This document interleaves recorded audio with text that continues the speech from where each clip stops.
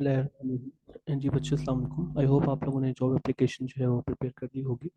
उसके साथ चॉइस में बेटा ये सीवी और रिज्यूमे आपको आता है। मैंने डिस्कस किया था आप लोगों से क्लास में भी, और आप लोगों को बड़ा क्लियर है इस बारे में कि जॉब एप्लीकेशन सीवी या रिज्यूमे में से कोई एक चीज़ आएगी जो आपने अटैम्प्ट करनी होगी। ठीक है, तो आपको ये तीनों चीज़ें जो है वो आनी चाहिए। अभी हम सीवी और रेज्यूमे को डिस्कस करते हैं बेटा, जो मोर और लेस सेम होते हैं। सिर्फ रेज्यूमे में आप कुछ पॉइंट्स जो है वो स्किप करते हो, जो हमने पहले भी डिस्कस किया था। मजीद मैं आपको बता दूं। अच्छा बेटा, ये एक डेमो आपके सामने सीवी और रेज्यूमे का फॉर्मेट है, जो क्लास में भी हमने डिस्कस किया था। आप इसको मज़ीद अगर बेहतर करना चाहो, कहीं से सैंपल लेना चाहो नेट से, तो वो आप बिल्कुल you are free to do that, आप वो कर सकते हैं। बस ये जो डिटेल्स हैं वो सारी यही होनी चाहिए, इनको आपने एडजस्ट करना है। टॉप पे बेटा नाम आता है आप लोगों का XYZ और सन ऑफ ABC, क्योंकि हम लोग रियल नेम अपना मेंशन नहीं कर सकते। ये मैंने जॉब एप्लीकेशन में बताया था बेटा, जो डिटेल्स आपने देनी है, नेम, फादर्स नेम वगैरह, या इसमें वो सारी की सारी जो है वो अनरियल होती है, वो रियल नहीं होती। इस चीज़ को जहन में रखना है, अगर आप रियल नेम लिख देंगे तो आपके मार्क्स कटेंगे। ठीक है, तो XYZ सन ऑफ ABC, यहाँ आपका नाम आता है, ये फादर्स नेम है। सामने इमेज, इमेज का एक बॉक्स आप बनाना चाहें तो वो आप बना सकते हैं।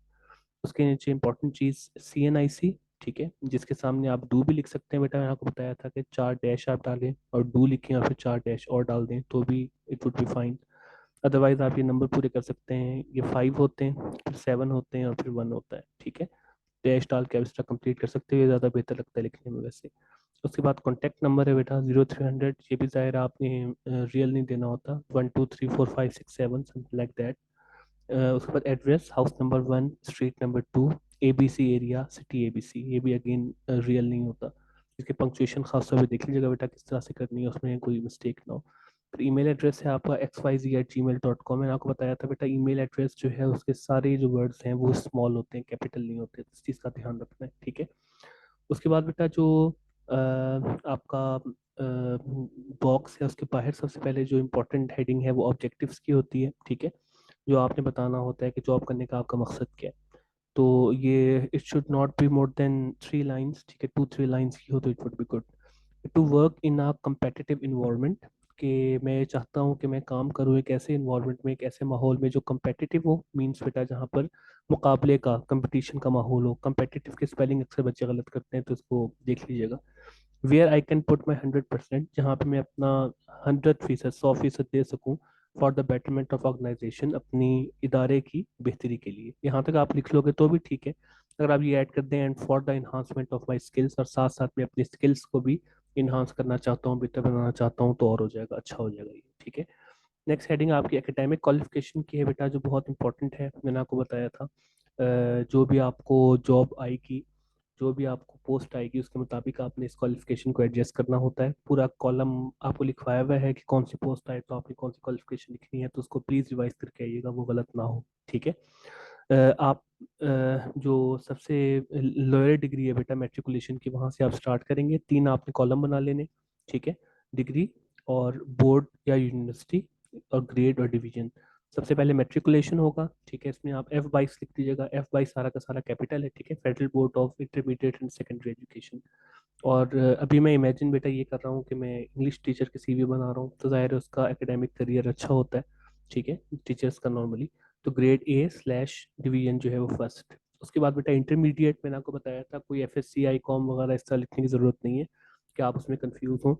इंटरमीडिएट लिखेंगे तो वो सबको कवर कर लेगा। ठीक है, F22 और A grade first division. Then बेटा मैंने आपको बताया था कि किसी टीचर की पोस्ट के लिए आए तो आपने BS, और ब्रैकेट में जिस टीचर की पोस्ट के लिए आई हो, BS इंग्लिश, अगर फिजिक्स टीचर की है तो BS फिजिक्स, उर्दू की है तो BS उर्दू, वो आपने लिख देना है। ठीक है, यूनिवर्सिटी का नाम आप मेंशन नहीं कर सकते, तो फर्जी यूनिवर्सिटी कोई DEF यूनिवर्सिटी आप लिख सकते हो, और A ग्रेड और फर्स्ट डिवीजन। ठीक है, और मैंने आपको बताया था बेटा, अगर कोई लोअर पोस्ट आती है जैसे रिसेप्शनिस्ट की या क्लर्क की, तो ज़ाहिर है उसको आपने मेट्रिकुलेशन या इंटरमीडिएट तक रोक देना है। ठीक है, फिर आपने उसमें BS जो है वो इंक्लूड नहीं करना। वो खैर डिटेल डिस्कशन हमारी हो चुकी है। तो वो आपने क्वालिफिकेशन ज़रूर गो थ्रू करनी है, और देखना है कि ये पोस्ट जो है वो हायर पोस्ट है, लोअर पोस्ट है। हायर पोस्ट है तो बंदा ज़ाहिर है वो मास्टर्स करेगा ना बेटा। अगर लोअर पोस्ट है रिसेप्शनिस्ट इस टाइप की, या जिस तरह मैंने आपको बताया था कि कोई हेड क्लर्क, या जो मेडिकल बॉय होता है जो दुकानों पे वो मेडिसिन वगैरह देता है, तो वो मेट्रिकुलेशन या इंटरमीडिएट तक ही पढ़ते हैं। ठीक है, इसके बाद बेटा आपका एक्सपीरियंस है, तो ये 2 years experience of working as an English teacher in reputed organisation.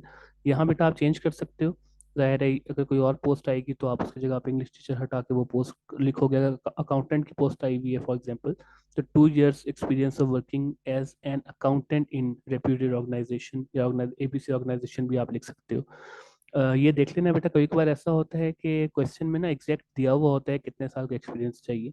अगर उन्होंने 5 साल का लिखा हुआ है तो यहाँ आप 5 year एक्सपीरियंस लिखोगे, ठीक है, ये चीज़ ध्यान में रखनी है। उसके बाद बेटा आपकी स्पेशल एक्सपर्टीज हैं।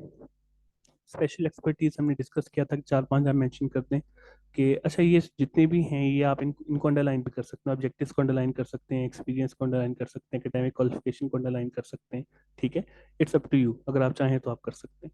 स्पेशल एक्सपर्टीज में बेटा प्रोफिशिएंट इन एमएस वर्ड, के एमएस वर्ड जिसमें बेटा Microsoft Word, PowerPoint, Excel वगैरह शामिल होता है, तो उसमें प्रोफिशिएंट होना आजकल ज़रूरी है किसी भी प्रोफेशन के लिए, तो वो आप लिखेंगे। गुड एट इंटरनेट सर्फिंग, इसके अलावा इंटरनेट पे चीज़ें सर्च करने में अच्छे होना, वो भी एक रिक्वायरमेंट होती है ताकि आप नई नई चीज़ें सर्च करके ऐड कर सकें अपनी नॉलेज में। गुड कम्युनिकेशन स्किल्स, आपकी कम्युनिकेशन स्किल्स अच्छी होनी चाहिए, बात करने का तरीका। गुड इंटरपर्सनल स्किल्स, इसके अलावा बेटा आपका कॉन्फिडेंस वगैरह दिस एंड दैट जो आपके सॉफ्ट स्किल्स हैं वो अच्छी होनी चाहिए, ठीक है। और कैन हैंडल कॉरस्पॉन्डेंस इंडिपेंडेंटली, और ये एक इंपॉर्टेंट स्किल है कि मैंने आपको बताया था कि आप कॉरस्पॉन्डेंस को, हिदायत को हैंडल कर सकें इंडिपेंडेंटली, मीन्स अकेले, किसी और के ऊपर डिपेंड ना करें, परेशान ना हो, बल्कि खुद आप सारा काम जो है वो कर सकें, ठीक है। तो ये आपकी स्पेशल एक्सपर्टीज आ जाएंगी जो इंपॉर्टेंट है। इसके बाद बेटा आपकी हॉबीज़ हैं। हॉबीज़ आप मेंशन करते हैं, जब आप अपनी रियल सीवी बनाएंगे तो जाहिर है आपने अपनी रियल वाली सी जो भी हॉबीज़ होंगी कि उसके मुतालिक सवाल हो सकते हैं, तो वो आपने मेंशन करनी है। फिलहाल के लिए आप कर सकते हैं reading good books, watching informative documentaries और प्लेइंग क्रिकेट, ये 3 आप ऐड करते हैं तो it would be good. Hobbies mention करते हैं। और इसके बाद बेटा आपकी जो लैंग्वेजेस हैं उसमें आपने इंग्लिश और उर्दू डालनी है, और कोई भी रीजनल लैंग्वेज, ये एनी रीजनल लैंग्वेज आपने सीवी में नहीं लिखना, यहाँ पे आप अपनी इलाकाई ज़बान का नाम लिखोगे। फॉर एग्जांपल जिनको पश्तो आती है वो पश्तो लिखें, पंजाबी आती है पंजाबी लिखें, ठीक है। वो यहाँ पे आपने इंग्लिश उर्दू पश्तो या इंग्लिश उर्दू पंजाबी, ठीक है, इंग्लिश उर्दू बल्ती छीना वट ठीक है। और उसके बाद रेफरेंसेस हैं बेटा। रेफरेंसेस आपने, मैंने आपको बताया था 2 तरीके से आप कर सकते हो, या तो आप लिखोगे references will be furnished on demand, के रेफरेंसेस जो है वो दे दिए जाएंगे अगर डिमांड की गई तो, या तो आप ये मेंशन कर दो, या फिर आप 2 रेफरेंसेस डाल दो कि मिस्टर DEF, ज़ाहिर नाम हम नहीं लिख सकते, lecturer in English ABC university city ABC, ठीक है। और इस तरह mister MNP, lecturer in English ABC university city ABC, ये आमने सामने 2 रेफरेंस आपने डाल दिए। लेकिन बेटा या आप रेफरेंसेस डालोगे या फिर आप सिंपली ये वाली लाइन लिख दोगे, दोनों चीज़ें नहीं लिखनी आपने, ठीक है। References will be furnished on demand, ठीक है। तो जिस तरह मैंने आपको बताया था जॉब एप्लीकेशन में पूरी की पूरी एप्लीकेशन आप याद कर सकते हो, इसमें भी ऐसी ही है कि सारी की सारी CV आपने याद करनी है। सिर्फ आपने ऑब्वियसली चेंज करना होगा जो आपकी क्वालिफिकेशन वाला एरिया है उसको, ठीक है, उसको आप ध्यान से करोगे। और अगर बेटा आपको रिज्यूमे लिखने के लिए कहा जाता है तो मैंने आपको बताया था कि उसमें आप ये जो आपकी हॉबीज़ हैं और जो आपकी लैंग्वेजेस हैं, ठीक है, इन कॉलम्स को आपने हटा देना है, स्किप कर देना है, ठीक है। यानी अगर आपसे रिज्यूमे कहा गया है तो आप लोग ऑब्जेक्टिव लिखोगे, एकेडमिक क्वालिफिकेशन लिखोगे, एक्सपीरियंस लिखोगे, और उसके बाद फिर आप लोग अपना स्पेशल एक्सपर्टीज जो हैं 5 हैं 3 मेंशन कर देना, और उसके बाद फिर आपने हॉबीज और लैंग्वेजेस को स्किप कर देना है, और उसके बाद रेफरेंसेस आपने लिख देने हैं, ठीक है। ये होगा आपका रिज्यूमे में, यानी बेटा आप ये कहोगे रिज्यूमे में आप लोगों की लैंग्वेजेस वाला जो पॉइंट है वो नहीं आएगा, हॉबीज वाला पॉइंट नहीं आएगा, और स्पेशल एक्सपर्टीज में से भी आप 2 से 3 मेंशन करोगे, ठीक है, ज़्यादा मेंशन नहीं करोगे। आपके कौन कौन सी कर लो, प्रोफिशिएंट इन MS वर्ड, और उसके बाद गुड एट इंटरनेट सर्फिंग, और लास्ट वाला कैन हैंडल कॉरस्पॉन्डेंस इंडिपेंडेंटली, ये वाले 3 आप मेंशन कर देना if they ask you to write a resume, ठीक है। तो इस चीज़ को आपने जहन में रखना है। आई होप कि आपको क्लियर होगा बेटा। ये आप जो वीडियो गो थ्रू करेंगे तो इससे भी आपको प्रिपेयर हो जाएगा, ठीक है। तो इसको बहुत अच्छा प्रिपेयर करना है ताकि जॉब एप्लीकेशन आए या CV आए, रिज्यूमे आए तो आपकी गलती ना हो। और जब ये आप फॉर्मेट सही तरह प्रिपेयर कर लें तो फिर आपने क्वालिफिकेशन जो है वो अच्छी तरह से रिवाइज करनी है ताकि क्वालिफिकेशन की गलती आप लोगों की बिल्कुल ना आए, ठीक है बच्चों। तो क्वेश्चन होगा तो आप लोग ग्रुप में और क्लास में मुझसे पूछ सकते हैं। Thank you so much.